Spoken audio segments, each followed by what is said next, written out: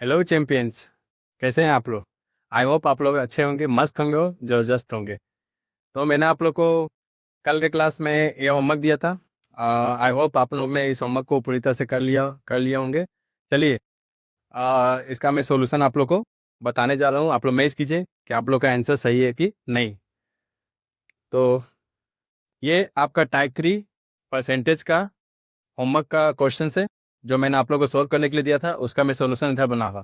आप लोग ध्यान से देखिए और मैच कर लीजिए कि आपका आंसर सही है कि नहीं है।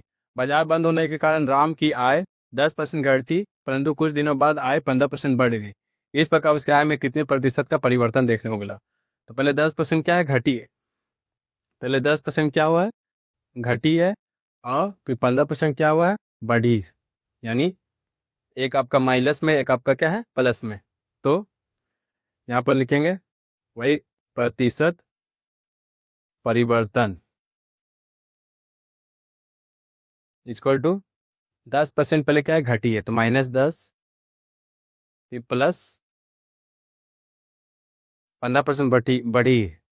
15 प्लस -10 इंटू 15/100। तो 15 में 10 घटे 5 बचा।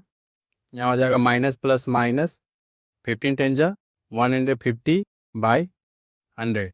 10 से 10 काटिए, 5 से काटिए इसको। 5 इंटू 10, 5 इज 50, यानी 5 - 3/2। यहाँ आंसर में लीजिए 2, 2 5 जा 10 - 3।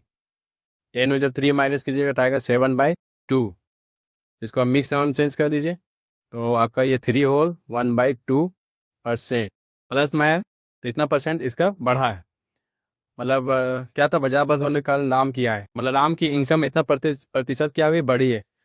पहले 10% घटी थी, बाद में 15% बढ़ी है। तो कुल मिला के उसकी आय जो बढ़ी या घटी?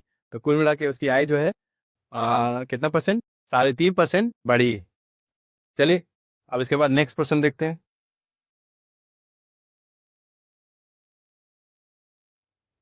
एक कारखाने के उत्पादन पहले 25% की वृद्धि हुई। 25% की वृद्धि हुई, प्लस 25 लिख दीजिएगा।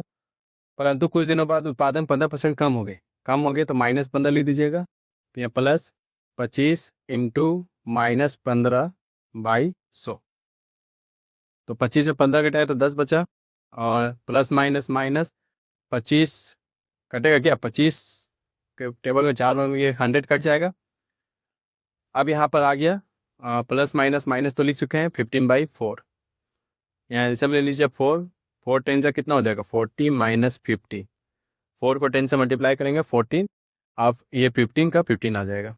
अब इसको जब हम घटाएंगे तो कितना आएगा? यहाँ आ जाएगा आपका 25/4।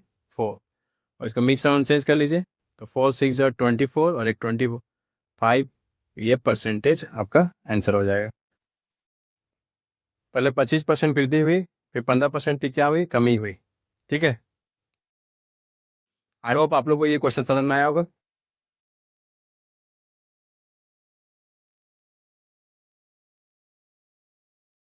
चलिए, आप क्वेश्चन नंबर 6 देखते हैं।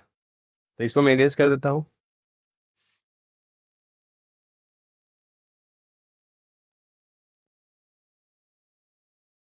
देखिए, एक दुकानदार माल खरीदते समय 10% पहले ठगता है, फिर बाद में 5% ठगता है। इस प्रकार से कुल कितने प्रतिशत का प्रॉफिट होता है? यानी पहले वो जब माल खरीद रहा है उस समय भी 10% किसी को ठग रहा है, और जब वो माल बेच रहा है, सेल कर रहा है, तब भी वो किसी को 5% ठग रहा है। तो इस प्रकार से कुछ कुल मिलाकर से कितना प्रॉफिट होता है, कितना लाभ होता है? तो पहले 10% ठगा तो उसके लिए फ़ायदा ही ना है, तो ये प्लस में लिखाएगा। 5% फिर ठगा, वो भी फ़ायदा है। +10 इंटू 5/100। तो ये 1 0 से 1 0 कट जाएगा, 5 2 जा 10 कट जाएगा। 10 में 5 प्लस करेंगे 15, प्लस यहाँ 1 1 लिख दीजिएगा। तो 1 1 जा कितना हो जाएगा? 1। और यहाँ तो 1 बचा हुआ है, और नीचे 2। अब एलसीएम ले लीजिए, 2 हो जाएगा एलसीएम। 2 को 15 से मल्टीप्लाई कीजिए, कितना हो जाएगा? 30 + 1, यानी 31/2। इसको जब मिक्स राउंड चेंज कीजिएगा, तो ये 15.5% का उसे कुल मिला के प्रॉफिट होता है, लाभ होता है। तो आई होप आप लोग तीनों क्वेश्चन का आंसर मैच कर लिए होंगे, और मेरी आशा यही है कि आप लोग का तीनों क्वेश्चन बिल्कुल सही हुआ होगा। अब चलिए, हम लोग क्लास 4 में ये परसेंटेज का क्लास 4 है, जिसमें मैं आप लोग को तो सॉल्यूशन बता दिया। अब मैं आप लोग को टाइप 4 टाइप 3 हो गया है, इसके बाद मैं आप लोग को टाइप 4 पढ़ाने जा रहा हूँ।